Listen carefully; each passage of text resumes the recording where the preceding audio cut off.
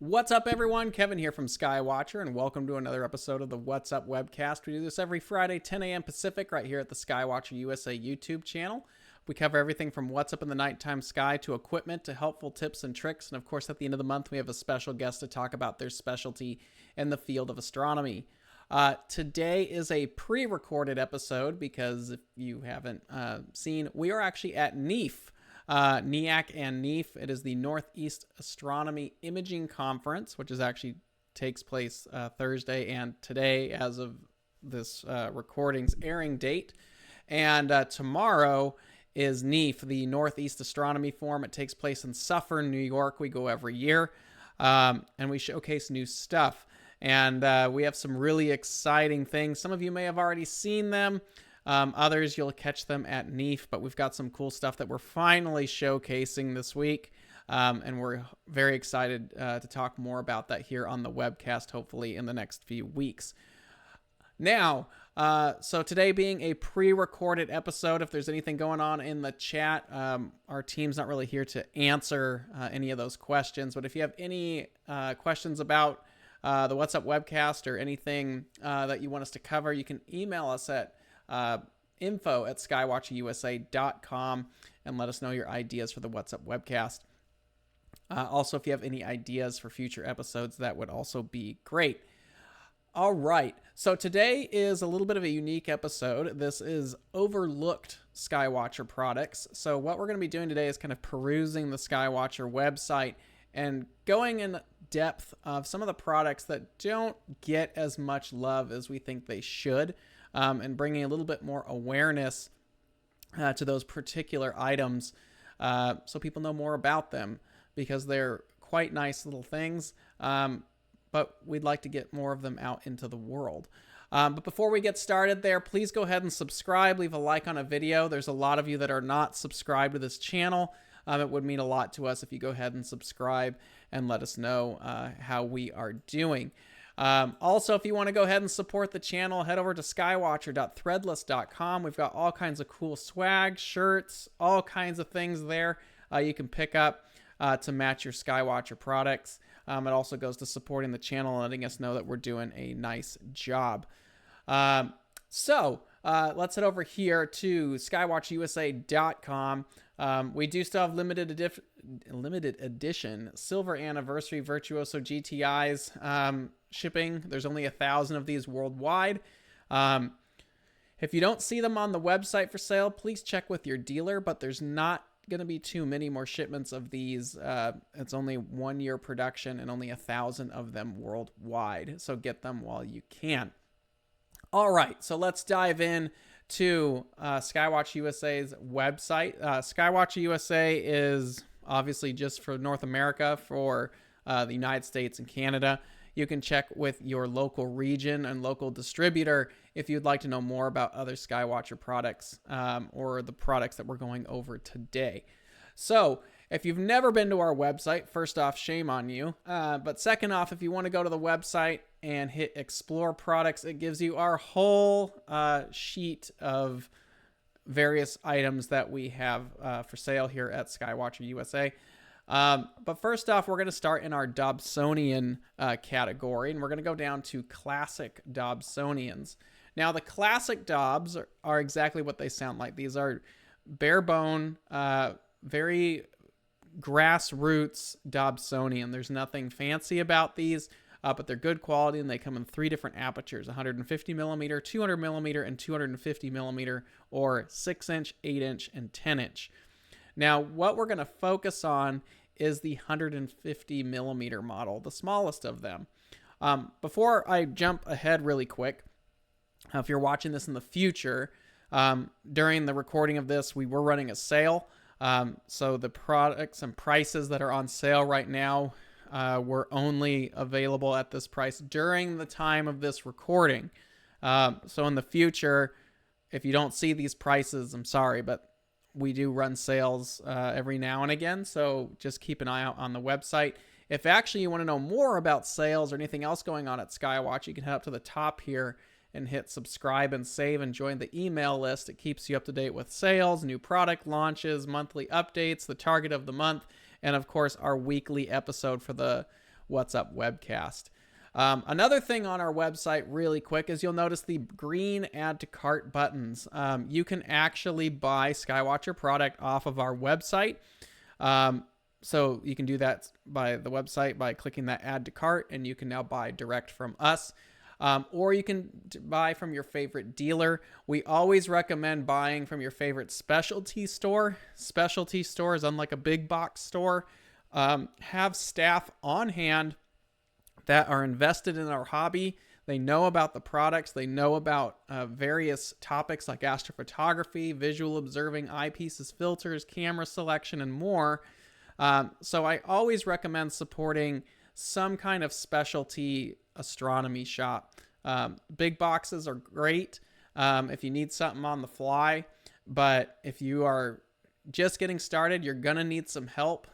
So buying from a dealer who really knows the hobby goes to helping you, but also supporting the hobby and our dealers that support all of us when it comes to equipment. So you can either buy from our website or your favorite dealer, but I always encourage you to buy from a specialty store if you're looking at a dealer to help them as they've helped the community. So there you go. All right, so we're not really going to focus too much on the larger models. What we're actually going to focus on is the Classic 150. Now, this is our smallest Dobsonian in our product lineup. That's an actual, full Dobsonian. We do have like the Virtuoso tabletop Dobs, but if you're looking for a true Dobsonian that sits on the ground, Lazy Susan style base, the Classic 150 is our smallest scope. Now, what's nice about this particular telescope is it's a real telescope. It uses a real parabolic mirror. It uses our rack aluminum quartz, radiant aluminum quartz coatings, which we call rack.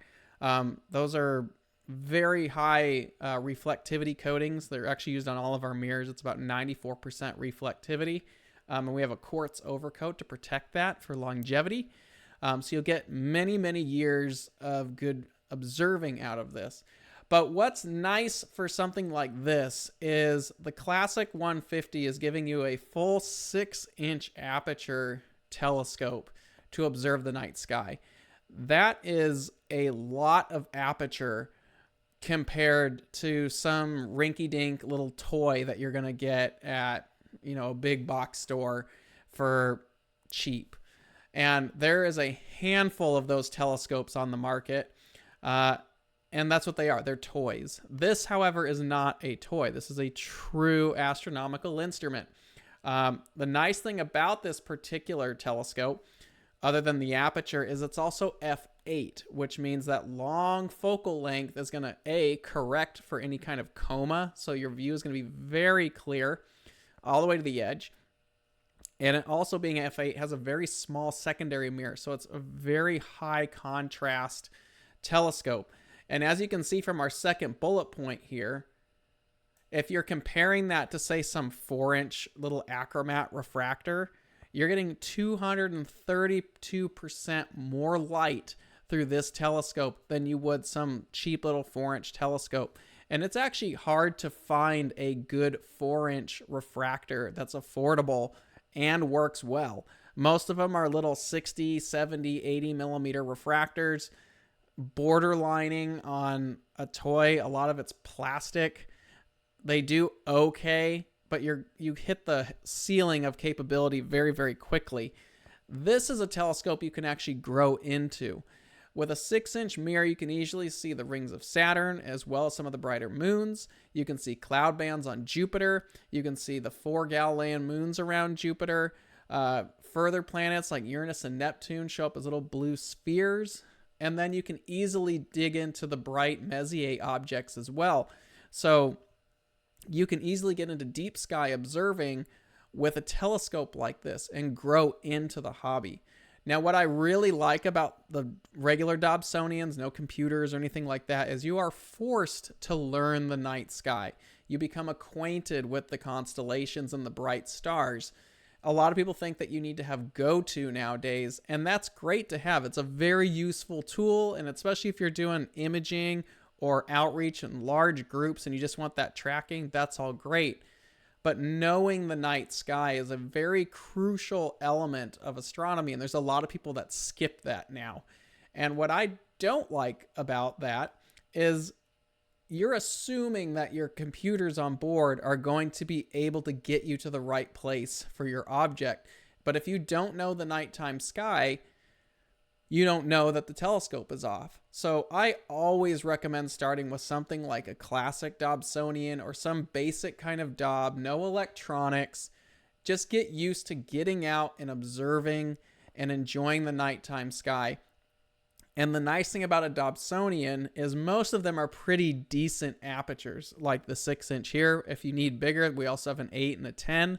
But having that aperture is really what's going to give you that dig into the nighttime sky and allow you to really see a lot of these deep sky objects in the detail that you'd want to. Instead of some 70 or some small little refractor, you've got a real telescope that's collecting far more light than they will, and the price really isn't much further in expense. Now, a couple little things about this.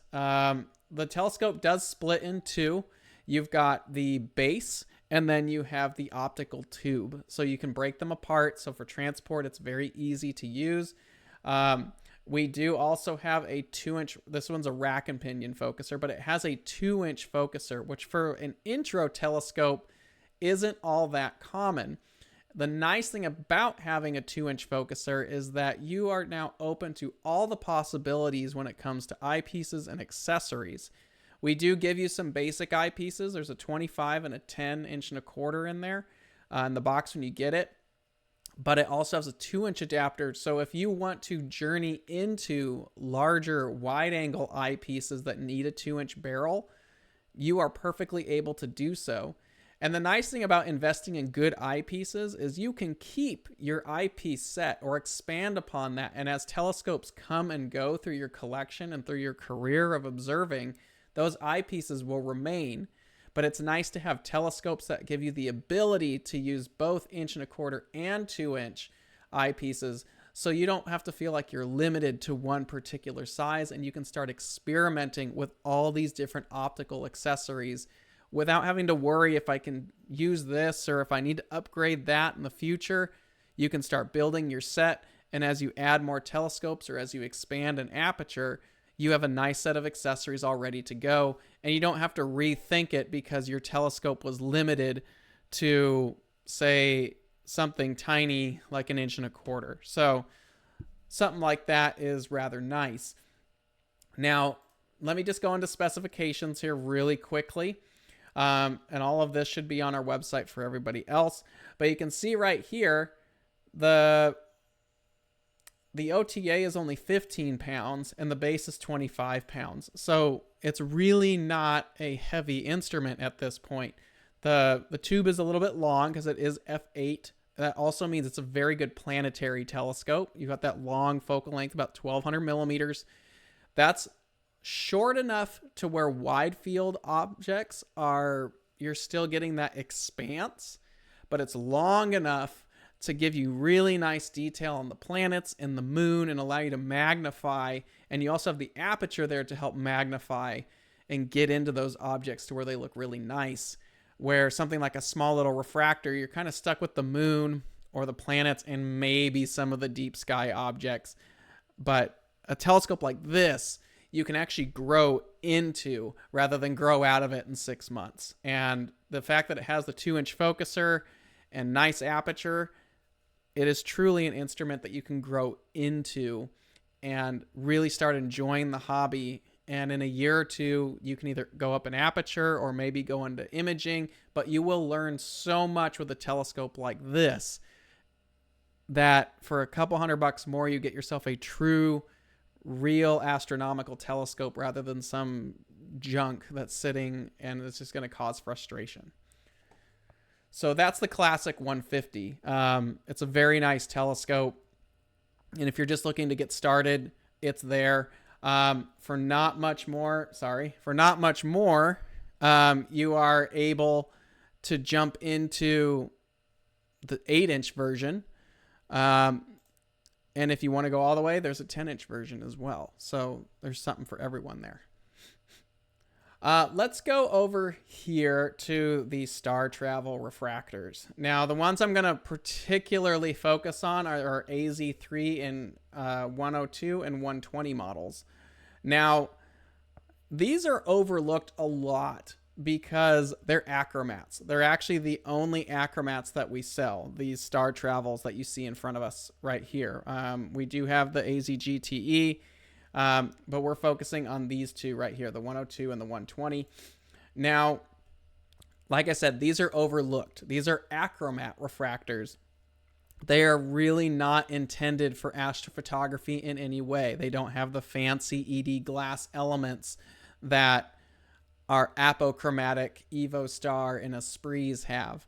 These are simply visual telescopes. And on top of that, they are wide field instruments. So if your interest is deep sky observing large chunks of the sky, like the Pleiades cluster, or cruising through the Milky Way during the summer, these telescopes are what you want to look at. They're both f5. They come in a 102 millimeter or a 4-inch and a 120 millimeter or 4.7-inch aperture sizes. These particular telescopes gather a lot of light for a massive field of view. So you can easily probably pull 2 or 3 or more degrees of the sky. These are huge chunks of the sky in these telescopes. And they're really not that big. So they're short tube telescopes. They're very compact. We do include them with the AZ3 mount. You can remove them from that mount, put a dovetail on it, and pop it on any go-to mount or any other mount that you might like. They come with some eyepieces, the 25 and the 10 Supers, which are like a reverse Kellner design. They're not bad, actually, for what they are. We do give you a 45-degree prism if you want to use it for a terrestrial scope. They work great for that. And they do have 2-inch focusers, which is awesome. I'm a big fan of having 2-inch focusers because, again, like with Classic 150, it allows you to use all the eyepieces on the market, all the filters on the market. These telescopes are exceptional for those wide field of view. Or if you want to do solar, you could go get like a Daystar Quark. These are short enough to where you could pop that in the focuser as long as you're following Daystar's recommendations for the sun. And you have a hydrogen alpha telescope, and these are perfect specifications for the Daystar Quark as well. And as you can see, they're not terribly expensive. And if you don't want to use it on the AZ3 mount, like I said, you can pop it off, put a dovetail on it, and throw it on all kinds of mounts at that point. But that's what's really nice about these particular telescopes is because they're so wide, you're getting such an expanse of the nighttime sky that they're great just to sweep through the Milky Way with. So again, you need to remember that these are not for astrophotography. They're not for planets. You could use them, but you're going to get that blue halo. That's what's called chromatic aberration. And you get it on the moon as well. Go to the bigger one now. But they really excel at deep sky. So if you have like a large Dobsonian and you're using that for like really zooming in, you could have one of these next door to complement it because it's going to give you that big chunk of sky. The Star Travel 120 is actually my personal favorite because it's a nearly 5-inch refractor and it's only 600 millimeters in focal length. You pop like a 30 millimeter eyepiece in there and you have a monster field of view. These are a lot of fun, especially in the summer months in a dark sky. You can take it in the car. It doesn't take up much room. Go to your favorite dark sky site, pop that out, and you can just cruise through the Milky Way with all those dark wisps running through there and star clusters. In the fall, you could look at the entire Andromeda galaxy in there. The Orion Nebula with some filters looks great. Pleiades is beautiful. Double cluster is amazing, especially when you see those expanses. They're great comet telescopes, especially if we have a bright comet. You get that big field of view. Anything that is visually requiring a large, low-power field of view, the star travels are probably the weapon of choice for that particular type of observing. And like I said, they come in a 4-inch and a 4.7-inch aperture, so you've got some room to work with and they're actually pretty impressive. Let's actually do the math here real quick because I don't think we have it up here. So let's say you're comparing the 120 to the 102. The 120, what you see here, which is like $150 more at the moment, is going to give you 40% more light. So you can take that any way you want. But that's why I like the 120, because for a little bit more, you're getting about 40% more light gathering power than the 102 model. But both are great. The 102, let me go back here, is a little bit faster. It's f4.9 versus f5. So, but your color aberration should be about the same between the two because they're both f5. So you are going to get blue halos on the moon. You're going to get blue halos on bright planets and stars. But if you keep the magnification low, you're going to have an amazing view, especially if you're into deep sky observing of wide. You could probably fit the entire Veil Nebula, which is a chunk of sky. The entire Veil Nebula with like an oxygen 3 filter in the summer, or right next door, the North American Nebula with an O3 or UHC. You can fit the whole thing in the field of view, and it looks awesome.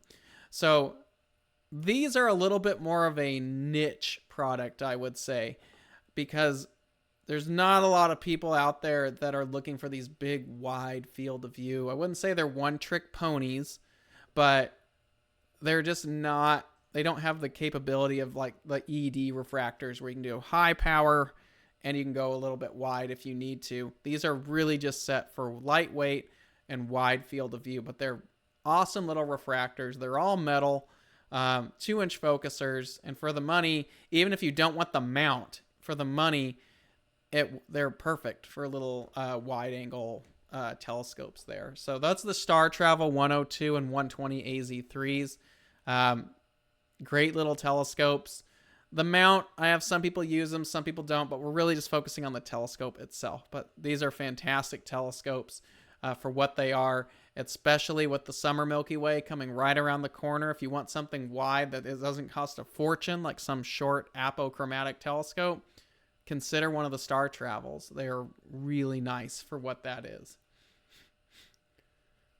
Let's head over to the Skymax and Starlux series. These are our Maxitoff Cassegrains and Mac Newtonians. Now, probably the most popular of this line would be our 127 and 180. So the 5-inch and the 7-inch are the two most popular models that we have, but we make a whole range of them: 102, 127, 150, 180, and of course the 190 Mac Newtonian. And they're all here, as you can see right here, and we do offer some on the AZ GTIs as well.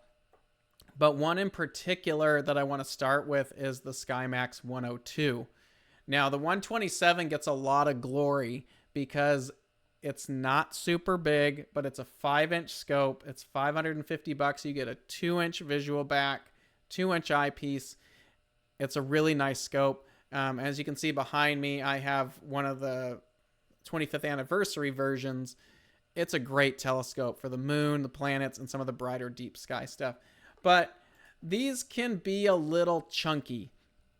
This telescope right here, just by itself, is 9.7 pounds. I have had this on a Star Adventure.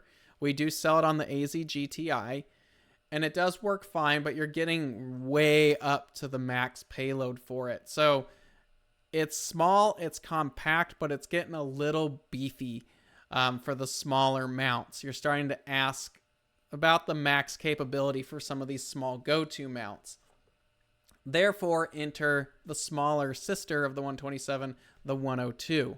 Now, the 102 Mac, let's go down here, is literally half the weight. It's 4.6 pounds with the accessories installed, and it's only about a foot long. So it's a tiny little telescope, but it's a 4-inch Mac Cassegrain with a 1300 millimeter focal length. That means this is an amazing little lunar telescope. You can see the planets really well with it. We include a travel bag and some eyepieces. The 25 and the 10 are there. It does have 1.25-inch accessories, but you don't need anything big for this. and a red dot finder. And all of that comes together in the bag when you get it. This little telescope is a perfect match for our small travel mounts. A Star Adventure 2i with the counterweights on it, an AZ GTI, a Star Adventure GTI. This is a great little telescope if you're going to be traveling somewhere because it's small. You could easily carry this on a plane, and with the bag, it gives you room for the telescope and room for the accessories all in one convenient little bag that comes all in the box, and it's just over $300 for one of these things. And you just pop it on your favorite photo tripod or one of our tracking mounts, and boom, you've got a full little go-to or tracking grab-and-go system. Now, something like this, for a long time, grab-and-go has always been the realm of small refractors. And the issue with a small refractor is we're only talking like 60, 70, 80 millimeter refractors. And to make them compact, they have to be short focal lengths. So that really limits you on the image scale. So if you want to look at the moon or you want to look at the planets, you're really limited on how big you can actually make it. And a lot of these short focal length refractors nowadays are ED or apochromatic refractors. So you're going to pay a premium for those upgraded optics. Some of these are $5, $6, $7, or even north of $1,000, depending on the manufacturer and the different specifications. And they can be a little beefy and heavy for what they are. I would be surprised if you could find a refractor that's a 4-inch aperture for the weight of this. The lightest 4-inch refractor that I know of off the top of my head that is really quite nice is the Takahashi FC100DC.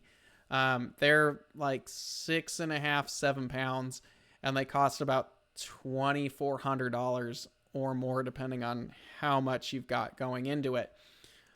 Those are great telescopes. They're about 700 millimeters. They're a fluorite doublet, but they are spendy. If you need something that's more budget friendly, you want the image scale to make the planets and some of the bright deep sky objects look good, and have the aperture to make them pop, you really need to find something in the 4-inch class, and that's what a Skymax 102 is. It's a 4-inch f12.7 matte Cassegrain. So that's something really nice. It also does good for solar if you pair it with a actual solar filter from like AstroZap or something like that. This does use our radiant aluminum quartz coating, so it's 94% reflectivity on the mirrors. There is a tiny little V rail on the bottom here, and we also have put little niches in the side there so it locks up. And if you need to, like if you wanted to put this on like an Arca Swiss plate or you want to put it on a camera head, we put 2 1/4-20 threads in the dovetail, so you can easily mount this to a photo tripod or a photo head, or you can put like an Arca Swiss plate on it and you can use it that way. That's completely up to you. But we have a standard V plate on there, so it does mount to something like the Star Adventure or the AZ GTIs or anything like that. It's an easy adaptation to it. So that is the Skymax 102. It's probably one of our best but yet overlooked grab-and-go telescopes because you're getting the aperture, you're getting the form factor that you want, and you're getting the focal length to actually make some of these targets interesting rather than them being super tiny little things. So the Skymax 102 is a great little telescope, and it's all set up to basically be ready to go out of the box. You just have to pop it on your favorite mount because we do have the eyepieces with it. You have a travel bag with it, a red dot finder. Just pop it out of the bag, take the caps off, put the 25 millimeter eyepiece, and put it on your favorite little mount, and you're all set. So that's the Skymax 102. Of course, if you want more aperture, we do make the 127. We do make the 150, and the 180 is the flagship of the line.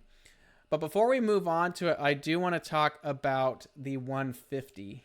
The 150 millimeter Skymax gets a little bit overshadowed because it sits between the more affordable, by a few $100s, 127, and the flagship 7-inch Skymax 180. Those are the two you hear about the most. But the 150 gets overshadowed quite a bit. Now, the 150 is probably my personal favorite of the Skymax line.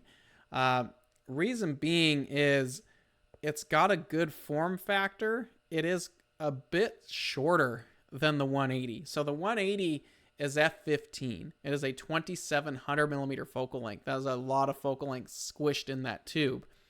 The 150 is only 1800 millimeters in focal length.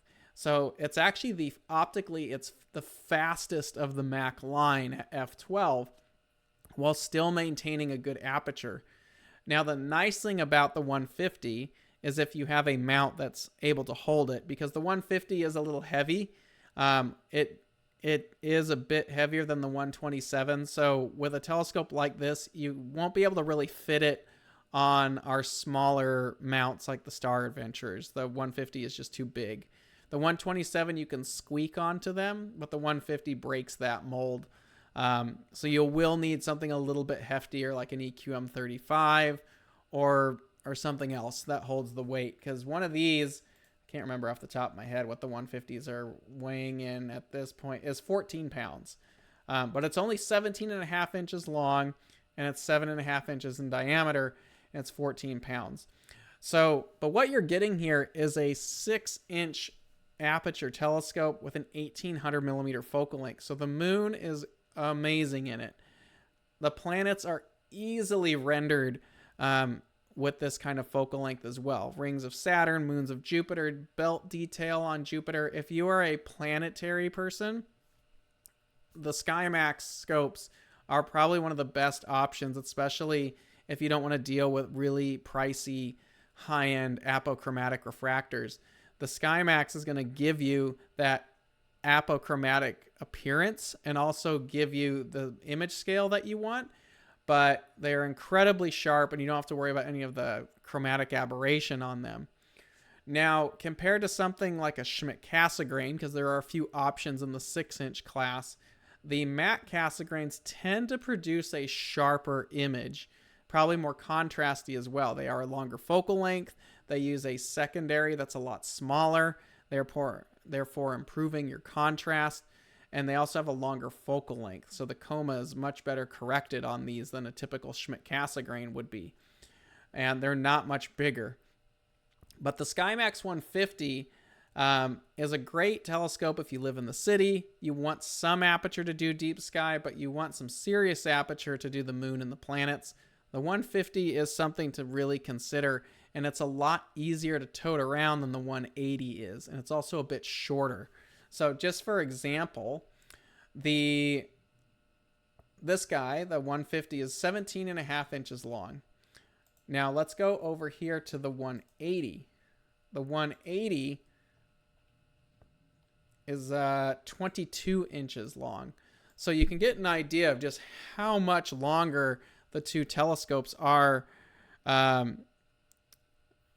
each other. Let's see. So nearly, it's 4.5 inches shorter on the 150.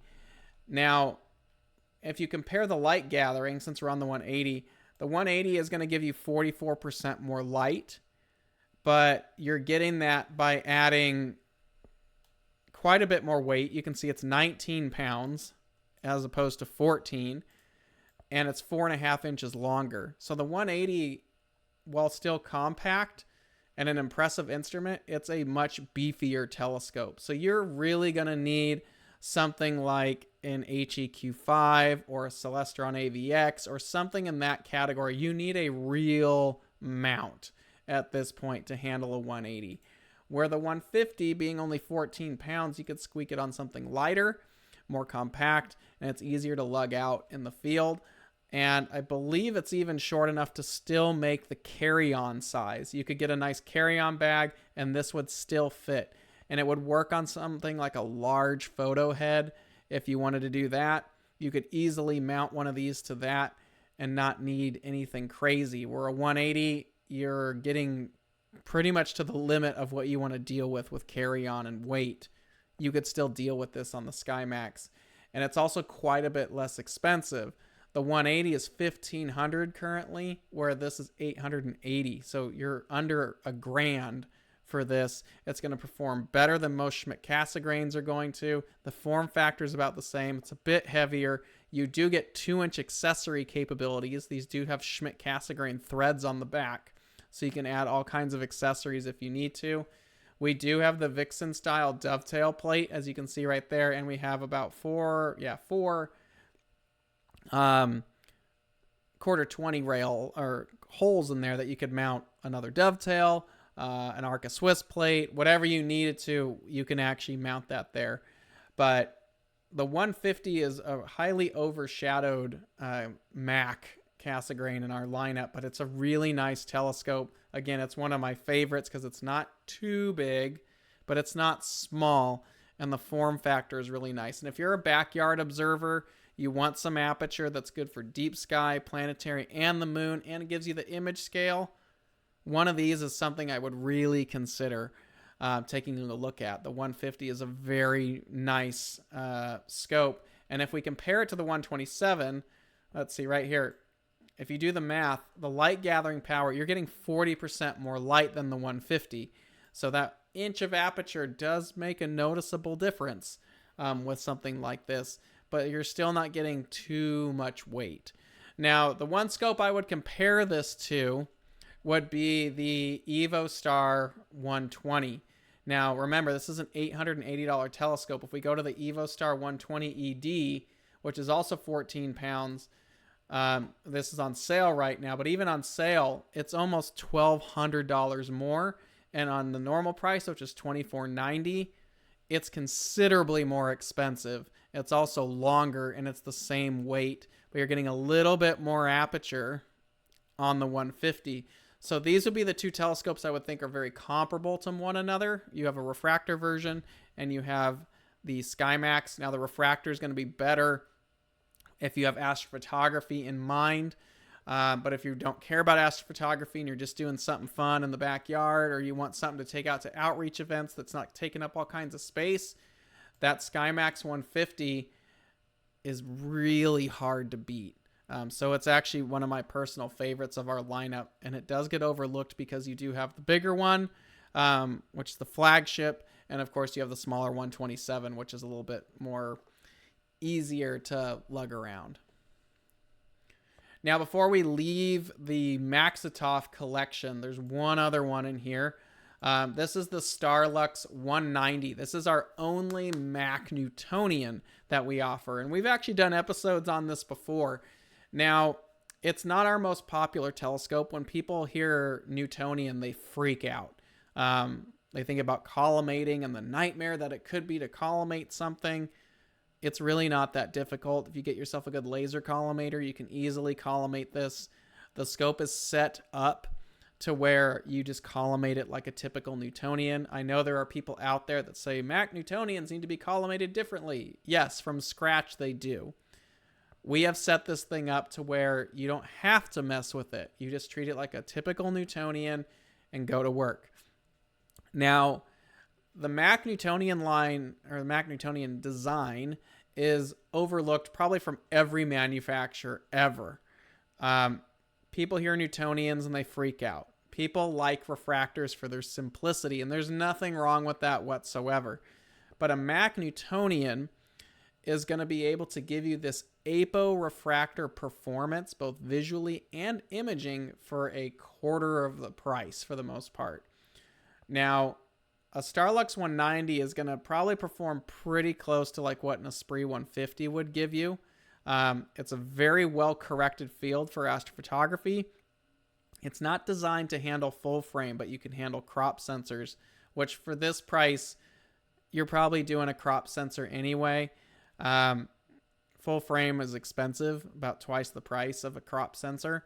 So if you're looking for something that's well-corrected and it can handle imaging, this scope right here does a very nice job.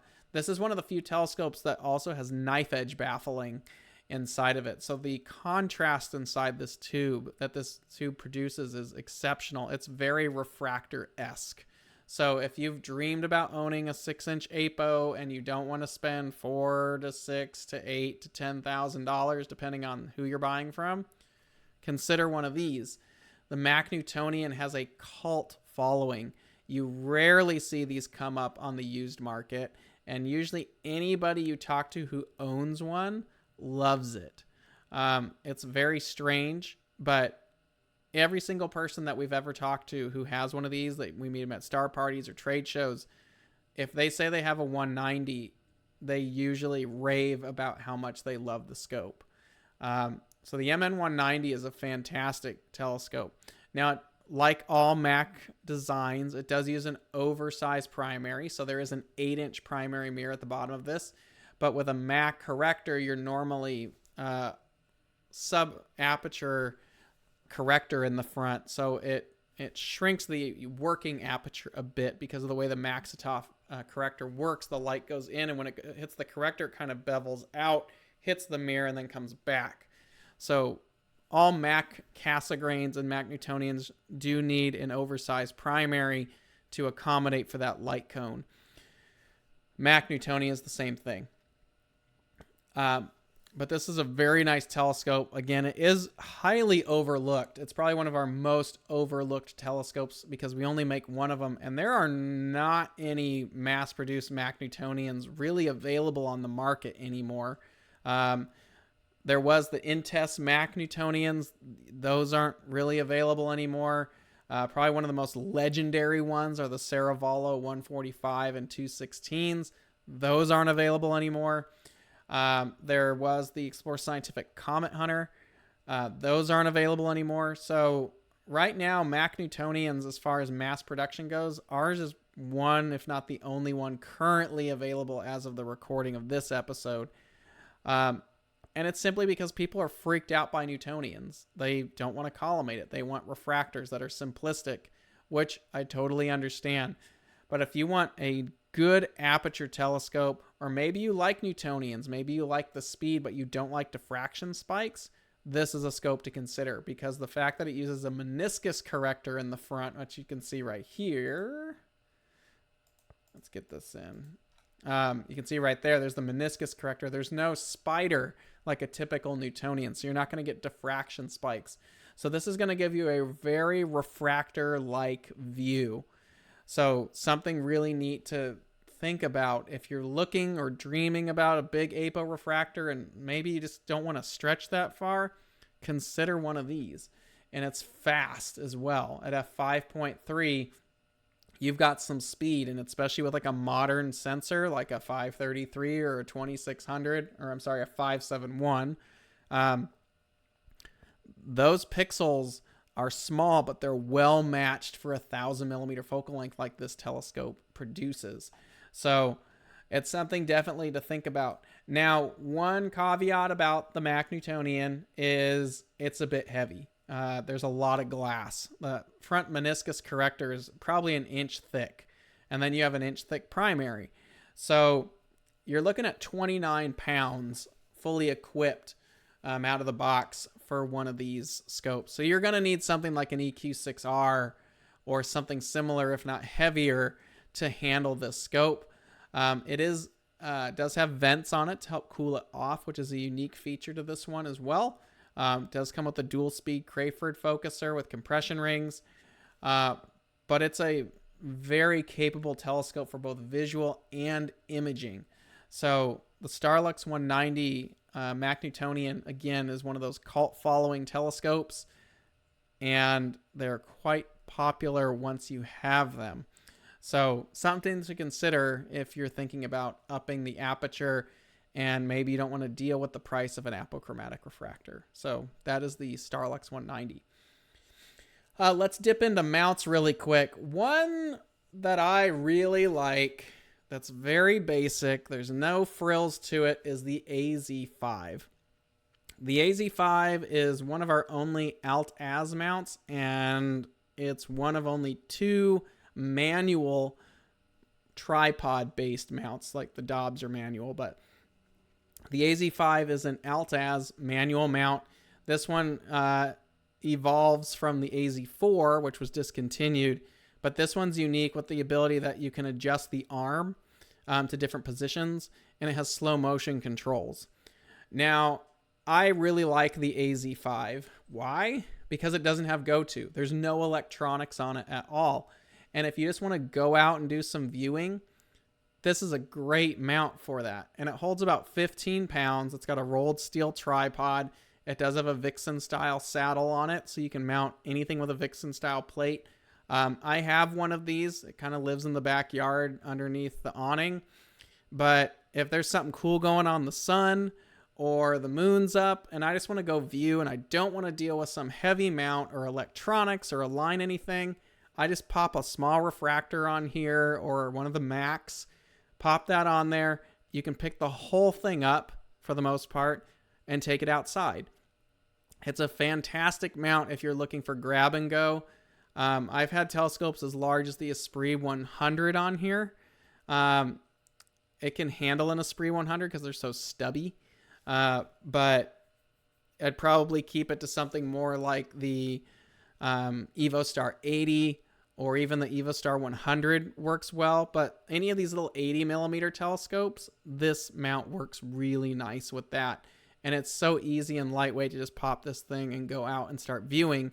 And the slow motion controls on here are really nice to make those fine adjustments to keep things centered. So that's why I like the AZ5. And there's really not a lot of manual mounts on the market anymore. There's so much demand for go-to because of imaging, which I understand, and Skywatcher is there to support. But the AZ5 is one of those few unique little manual mounts that doesn't cost a fortune. There's some very nice high-end ones out there that cost a lot of money. But for under $500, you've got a mount that you can basically pick up, pop whatever you want on there within reason, and take it outside and go view. Or even if you're doing terrestrial work, this would be a great mount to go after as well. It can hold a lot of the smaller telescopes on the market, like the small refractors and Max and Schmitz. Works perfectly for that. I actually like to use it when I go out to the desert to do deep sky observing. I'll have the big Dob out there, and then if I want some wide field telescope, pop that thing out there and pop your little refractor on it, and you can just cruise around the sky with that. And it doesn't need a battery. You don't need to align it, anything. It's just simple. And that's what I really like about that. And it has slip clutches. You can just loosen the clutch, manually move it around the sky. And once you're on position, you can make the fine adjustments with the gears that are in there with the slow motion controls. And you can go for it that way. But the AZ5 is a really nice mount. I actually had to push a little bit to bring this one in because there wasn't a lot to it. There were people wondering why we would bring something in if there was any kind of demand for it. And they do go. They do sell. There are people out there that love these things. But it does get overlooked because it's not go-to. And I understand that if you're an astrophotographer, it's not made for you. But if you need something small, lightweight, that holds a decent amount of weight, and can go out on a whim, an AZ5 is a fantastic mount, and I would definitely consider taking a look at one if you just want something easy for solar or the moon or going out with the family or camping where you don't want to have this big kludgy advanced thing with cables all over it. An AZ5 is an awesome little mount to get the job done there. And you can break it apart. You don't need to use the extension on there. So you could do all kinds of stuff with it. Now, we only have a little bit of time left, about 12 minutes. So let me talk about this guy. Now, some of you are like, Kevin, why would you ever bring the AZ EQ6 up? It's been around forever. Yes, it has been around forever. It's one of the older mounts. This mount was probably the one that really spearheaded the belt drive for Skywatcher. This mount has been around for a while. We brought it into the States because of popular demand. The EQ6R drastically overshadows this mount because so many people want imaging, and the AZ EQ6 does cost a bit more. Now, in the last 2 years or so, I've actually incorporated one of these into my outreach setups. This mount right here is so bulletproof when it comes to outreach. It's insane. This thing is so reliable for me that I can just pop it out there, do a basic alignment in Alt-Az mode, and it goes to work. And what I really like about this mount, because it's the one that I probably use the most, especially with testing, is I can go from EQ mode to Alt-Az mode in a minute or less because of the levers on here to allow you to actually do the adjustments. Now, why I like using it besides its reliability is there are times where I need a mount that's just simplistic, that's Alt-Az. I don't want to polar align. I don't want to deal with it, but I need it to hold a pretty considerable tube. So 20 to 40 pounds, this thing holds it. You want to put some big solar scope on this, go for it. I actually use this one particularly for solar outreach events because it has the ability to hold two telescopes side by side. You have the saddle up here, which is by default the saddle that comes with it, but we also include, you can see, well, I don't have a picture of the dual saddles, do we? Oh, there we go. You can see right there, there's the main saddle, but you can take the counterweights off, and at the end of the counterweight bar, you can install the included secondary saddle with it. Now, it does have the ability to line up and down, but not left to right. So you might need guide rings or some kind of like tangent plate to align the tubes together if they don't quite fit with each other's field of view. But I like using this mount in this configuration for solar because I can have one with hydrogen and one with white light. And the nice thing is I'm getting that tandem capability, but I don't have to deal with counterweights. I don't have to deal with polar aligning. I just pop it out there and go. And the fact that it holds nearly 40 pounds per side means it easily handles the majority of telescopes that are on the market. I'll put a Coronado double stack 90 on it and then a small refractor for white light like an Esprit 100. No problem. Lunt 152 double stack, no problem. Even your big 6-inch refractors like an Esprit 150 for visual, if you need something quick, this mount holds it. That's why I like this mount. It's so flexible for so many things. 9 1/4, C11s, pretty much any usable day-to-day telescope that you want, the AZ EQ6 will hold it. And the nice thing about it is you can easily go outside, do some basic visual stuff. It tracks, and you can do that in Alt-Az mode. But then let's say, hey, I want to do some high-end imaging. Well, great. You can take the secondary saddle off. You can put your counterweights back on, polar align it, and in a few minutes, you have a fully functional equatorial mount that's ready to go for some advanced astrophotography. So if you're looking for one mount that really just does all of it, this mount is definitely something to consider. And it's definitely one in the last 2 years or so from me using it more is one, if not my favorite mount in our lineup because of how flexible it is. And that's something that as time goes on, I'm looking for less equipment, but equipment that does more. So that's why I like the AZ EQ6. It's reliable and it's multi-role. So I can get a lot of capability out of one mount. Now, I do understand that it's a bit hefty. It's just like its EQ6 brother. So it's a little hefty. The mount head's about 40 something pounds. But if that's too much, we do offer the smaller AZ EQ5, which has all the same capabilities. A couple things that I prefer about the AZ EQ6, however, is it has the polar scope built in. It's an illuminated polar scope, so we've got that built in. The AZ EQ5, it's optional. There's just no room to put it in there. And it holds more weight. The AZ EQ5 is a much lighter mount. I think it's like 30 pounds for the whole thing. AZ EQ6, the mount head's almost 40 pounds, which is about the heaviest thing that you're going to hold. But why I like having one of these at my disposal is it does everything that I pretty much need. Unless it's some large tube like the 7-inch Stellar View or it's a C14 or something big, this will do pretty much probably 90% of you out there. This mount does everything that you'd ever need and more. Another thing that I like about this, and the AZ EQ5 has it too, is it has our Freedom Find technology on it. That means there's a second set of encoders on here that is built into the mount. So the way these mounts work for go-to is we use stepper motors. So as the motor moves around, it's counting the steps inside and keeping track of where you are positioned. Now there's freedom find encoders in here too. So on the wheels in there, separate from the motors, there's an encoder ring. So what that allows you to do is disengage the clutches and manually move it around the sky, re-engage, and it starts tracking again, but it also did not lose your go-to alignment. Most mounts on the market, if you loosen the clutch and move them, you've lost your alignment. Our EQ6R is that way, and most of our other mounts are too. The Freedom Find encoders are a very nice feature to have, especially if you're doing a lot of outreach, because let's just say your tripod gets bumped or someone pulls on the telescope and it slips. You didn't lose your alignment. You just say go to, and it memorized where it moved from because you have those secondary Freedom Find encoders.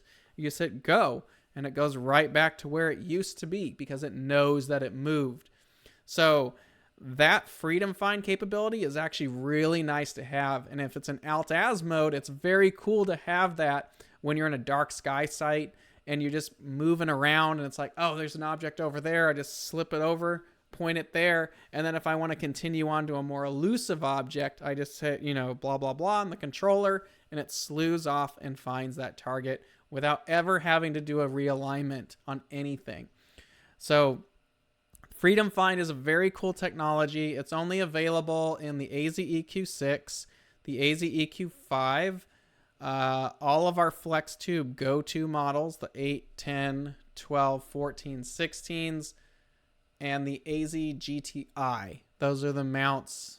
I might be missing a couple, but those are the mounts that have that Freedom Find. The Virtuoso GTIs do as well. They all have that technology, and it's actually really nice to have. Once you've used it once or twice, you totally get it. So AZ-EQ6, it's overlooked because it is a bit more expensive than the EQ6R. Not everyone needs that EQ alt-az, but if you're an outreach person or you blend between doing imaging and visual and you want one mount, this is the one that I would really recommend taking a look at. It does have the belt drives in there, so the backlash is very minute. They're smooth and they're quiet. So something I would definitely consider if you're looking for a nice mount. So, all right, guys. Well, that's pretty much it. I'm sure there's some other stuff in here, but that pretty much wraps up our hour. So thank you very much for watching and hanging out this morning. Again, if you are at NEAF, please stop by and say hi to us at the booth. We've got some new products we're going to be showing off. If you want to see more, keep an eye on the website and our social media. Some of you have probably already seen it at this point at NEAC, but we're very excited. And we will be doing an episode on them here in the near future, so the rest of you who couldn't be there will be able to tell you more about that as well. But next week is our final episode for April. We're going to have Trevor Jones on from Astro Backyard. Sorry about that. My camera has a mind of its own. Trevor from Astro Backyard is going to be on because last week when we did the event, private events for money episode, that was our 200th episode. And with all the crazy stuff with the eclipse and us going back out to NEAF, we just didn't have time to do some kind of special episode. So kind of to go back and do that, we're bringing our first guest we've ever had on the Webcast, Trevor. He's going to be back on with us. We'll probably be talking a lot about the eclipse and how it was because it was his first eclipse in totality. So we'll probably reminisce about that a little bit. Maybe we'll talk about some new products that we unveiled at NEAF and just kind of catch up. But that'll kind of be our, yay, we did 200 episodes and here's our first guest we ever had. So Trevor's going to be on with us next week. And that'll be great. And then we head into May. Holy cow, we're already nearly halfway through the year. All right, so I have rambled on long enough. If you ever have any product questions, please email us at support@skywatcherusa.com. If you want to see us at NEAF, come on by, say hi. We'll all be there. Other than that, please have a safe weekend. Go out and do some viewing. And other than that, clear skies, and we will see you guys next week with Trevor live again, and that'll be it for our crazy springtime tour, if you will. So thanks again, everyone. Have a good weekend. See some of you guys at NEAF. Clear skies, and see you next week. Bye.